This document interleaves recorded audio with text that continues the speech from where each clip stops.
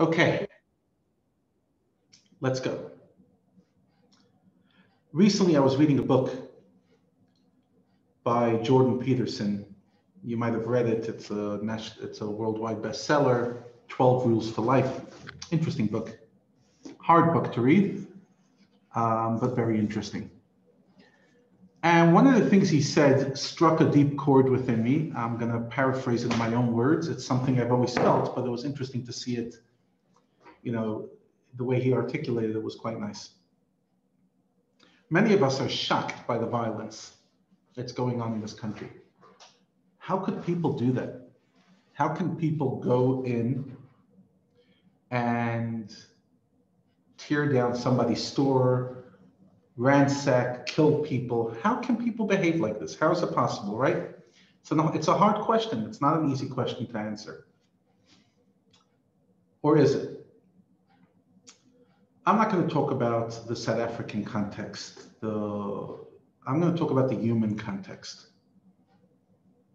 We often forget how amazing it is that we all don't do it. What do I mean? We are born, in the words of the Bible, Ayer Adam Peyer Yevalid. A person, a human being, is born like a wild animal. We are born like an animal. My child, who's the sweetest thing ever, will walk over and grab a toy from another child who's the sweetest thing ever. And we don't sit there saying, my 2-year-old has such bad morals. No, why? Because we understand that's the nature of the beast. However, what we try to do after that is educate them out of their worst instincts. What we try to do is get them to see the world from a space of sharing, caring, respect of property, decency.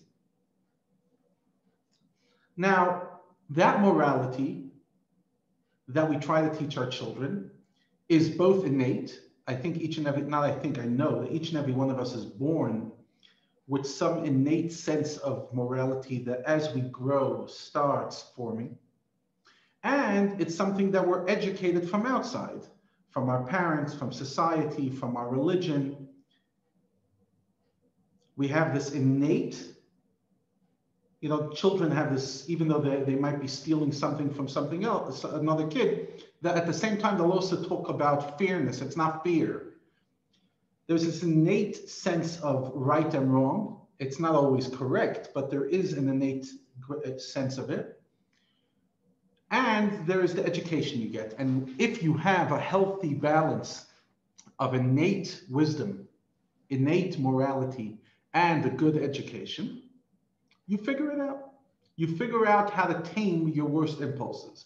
You figure out and say, even though I want to grab that out of your arm, I won't. Even if I want to touch a person inappropriately, I won't. Because my impulse, which is animalistic and often absolutely, beyond the pale, does not have to dictate how I behave. I can control my animalistic instincts based on my innate morality and my godly morality. Interesting. The sages ask a question: why the first generations of humanity did not receive a big moral code? So why were they held responsible for the way they behaved, and therefore the flood came and in the time of Noah and killed them all out?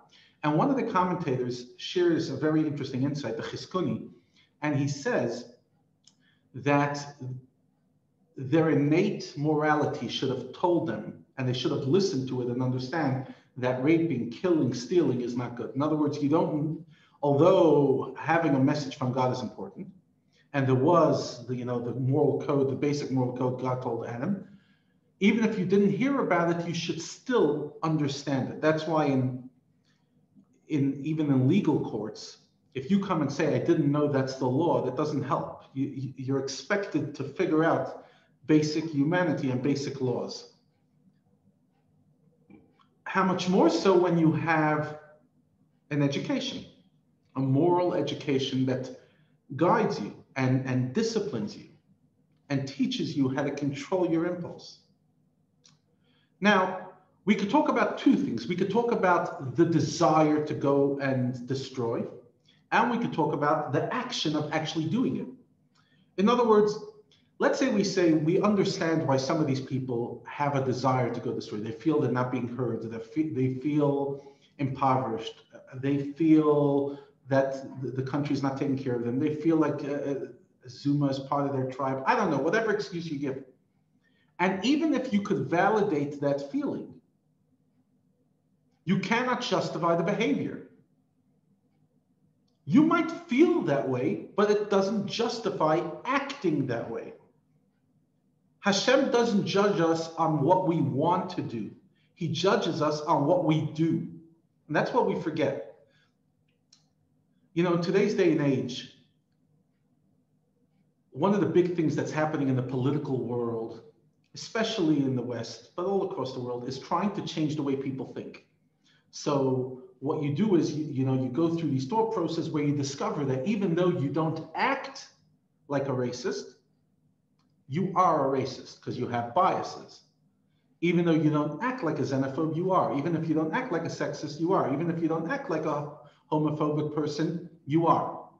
And what the left is trying to do, very much the left of the political spectrum, but various people across, is trying to say, let's educate you out of your biases. But the truth is that Torah doesn't see it that way. Obviously, you should try to work on your biases, but more importantly is work on your behavior. We all have unhealthy biases. I might have some racist bias within me, just by the way I grew up, by the culture, by anything. But that's not what Hashem asks of me, to rid myself of something that I don't even know where it exists within me. What he does expect of me is, don't act like a racist. Don't talk like a racist. Don't think like a racist. When the thought comes to you, throw it away. But the fact that the thought will come to you, you can't judge that. And that's one of the big things that we spoke about, if you've done the course of Tanya with us, is Hashem doesn't ask us to control what impulses come within us. We're an animal. We have disgusting impulses. Some of us are maybe more refined, so our impulses aren't as inappropriate. But we all have parts of our impulses that are gross, that are jealous, that are hateful, that are spiteful, that are vengeful, that are lustful, that are etc., etc. That's your animal. We get it. But control it. Don't spend your whole life trying to change it, because chances are you'll never change it. Don't feel guilty about it. Just don't listen to it. You want to steal? Don't. You want to punch the person in the face? You don't. Don't think about it. Let the impulse go away, but don't act on it. And that is what a good education is. It's telling people how to manage themselves. You know, a big part of education is, in today's day and age, and the way we educate our children, is how to navigate the world.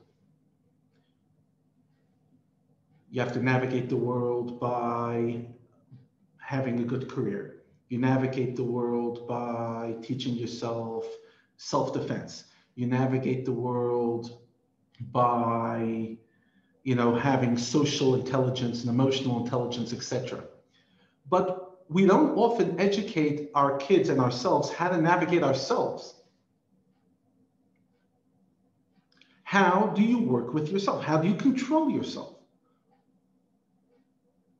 Today, we live in a society of live your truth. But what if my impulses are disgusting and inappropriate? Should I still live my truth?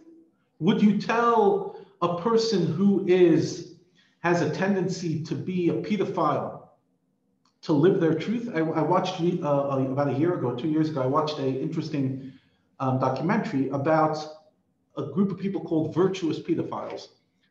They obviously don't say their names, but they're interviewed on it with covered screen, covered faces, And what they say is, we know that we have a tendency towards being a pedophile, just the way we are, but we will not act upon it. And then the study went on to sit there saying that they found that certain people's brains might be gravitated towards certain things, etc. And maybe that's why these pedophiles have it. But what they say is, we are pedophiles. In other words, we have that impulse to be a pedophile, but we won't do it. And they have support groups called Virtuous Pedophiles, which I thought was amazing. They're acknowledging their darkness. Their darkness is there, but I'm not going to act upon my darkness. Some people might have a tendency to be kleptomaniac and steal, but don't act upon it. Accept it and deal with it. Navigate yourself. We don't teach ourselves and our children, grandchildren, enough self-discipline and self-awareness of how to navigate our world. Our biggest enemy is not the guy looting on the street, or the thug, or the anti-Semite. The person who has the biggest chance of destroying your life is you. And yet you have not hired CAP to help you from you. You have not learned self-defense to help you from you. You have not learned martial arts. You haven't studied it. Our biggest threat is us. Our biggest blessing as well. But our biggest threat, the person who has the chance to destroy your life more than anyone else is you. So what do you do about it? In other words, are you aware of it? Are you aware of your tendencies? Are you aware of your weaknesses? Are you aware of your impulses?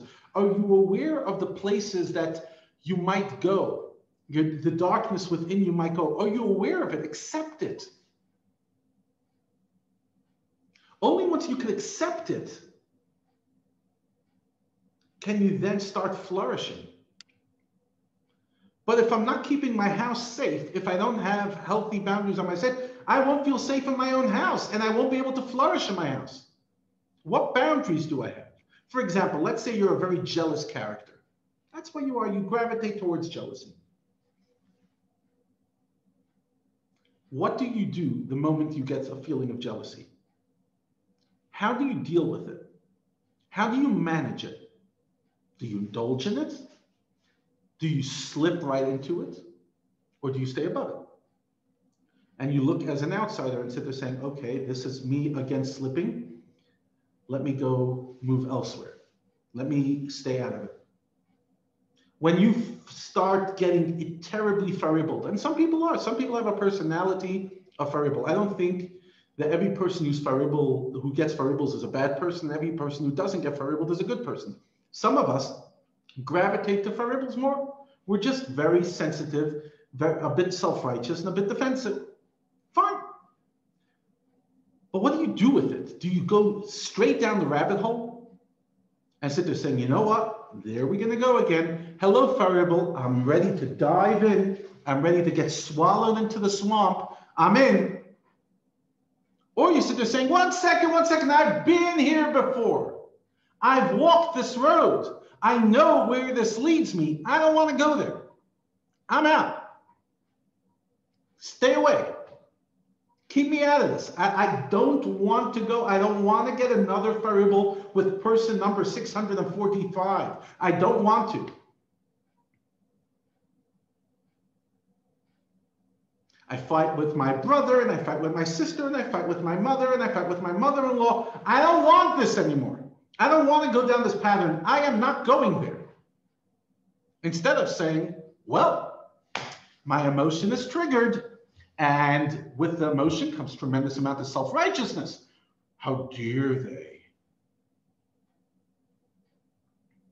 It's amazing how, as human beings, we are so talented in falling into the same pit, tripping over the same brick over and over and over. You see the brick. You know you're going to trip on it. Why are you walking?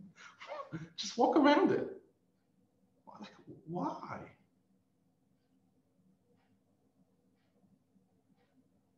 You know that in your marriage, every single time a certain trigger happens, you act a certain way. So stop allowing yourself to get triggered. Or when you feel the trigger, go and do something. Go out of it. Walk out of the mess. You're about to have a massive explosion with your child, your spouse, your parent, your friend, whatever. You've been here before. You know how this ends. You're about to say something that you will regret because you're angry. It's fine. You're human. You're entitled to be angry, but you're still not entitled to use your anger to destroy. So back off. Don't go there. You've seen the future. You know how this will play out. You know what you're going to say. You know how you're going to be hurt. For me, one of the fascinating things, especially in marriage, because, you know, hopefully if you have a marriage, you stay with a person for many years, is how much of marriage is deja vu. It's like a fight that happened in year 1, then in year 5, then in year 10, a million times in between as well. And if you stand outside of it for a moment and you observe it, you're like, oh my God, I am literally reliving the same day over and over and over. Groundhog Day. I'm just stuck.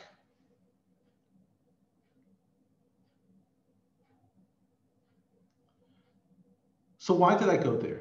Why am I going here? Because ultimately, we could sit there looking and saying all the people robbing are thugs, and I'm sure most of them or many of them are. But at the same time, we have to ask ourselves about the thug within us. This rampant violence, wanton violence, the word wanton, just pointless and destructive. What they're doing is wrong, and the police should stop them.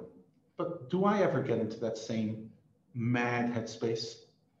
Do I ever get into that crazy zone where I'm just out to kill, to destroy, to hurt, to self-sabotage? Do I ever allow my worst impulses to control me?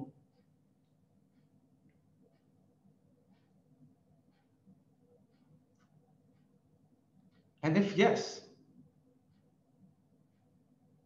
can I learn from this when I see what this looks like, when I see the YouTube videos, when I see the destruction, when I see the depravity of the human condition?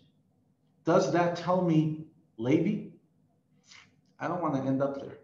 I don't want to be in that situation ever again. I don't want to slip. I don't want to be in such a fit of rage and madness that I literally can go and destroy. Yes, I don't believe any of us are ever going to rob a shop, but we do rob our relationships.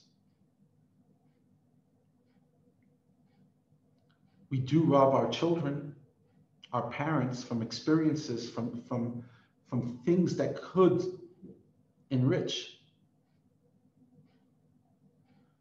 Most of us are never going to blow up the world, all of us, okay? None of us blow up the world, but a lot of us blow up a lot of things.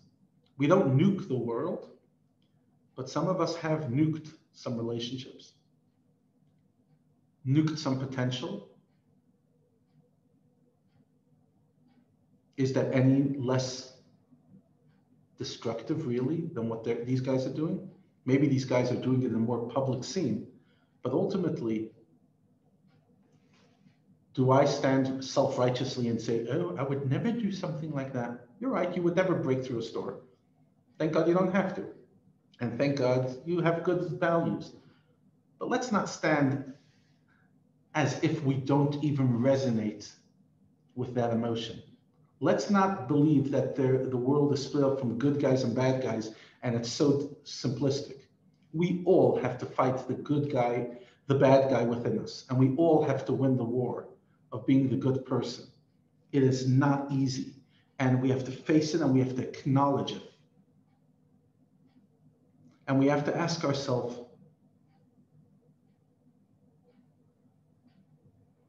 where do I get wrong in my life? Which part of my life have I destroyed? Kabbalah teaches us that each and every one of us is a full universe. Olam katan ze ha'adam. We are all a full universe, a full globe. In other words, within your life, you encompass everything within this world. So within your world, within your tiny, intimate world, have you ever gone on wanton destruction? Have you ever gone and said, to hell with this and just destroy? Have you ever gone and just attacked somebody verbally or emotionally in such an aggressive, angry way? Is that okay? There's no policeman that will come with rubber bullets for that.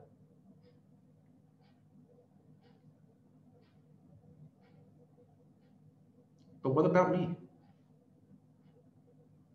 What about me? In other words, we're standing and looking outside as outsiders to everything. The world's going crazy. Politics has gone crazy. Violence is crazy. The government has blood on its hands with the vaccines. All the statements. True, not true. I'm not here to comment on that. Wonderful. What about me? Am I the righteous sage on the mountain who's just watching the world? Am I Moshe on top of the mountain watching everything, go chaotic on the bottom of the mountain, and then in a fit of rage, I break the tablets? Is that what I am? The self-righteous? The holy one? Yes, I have to do everything I can and pray for better times, etc. But I also have to look inward and say, what about me?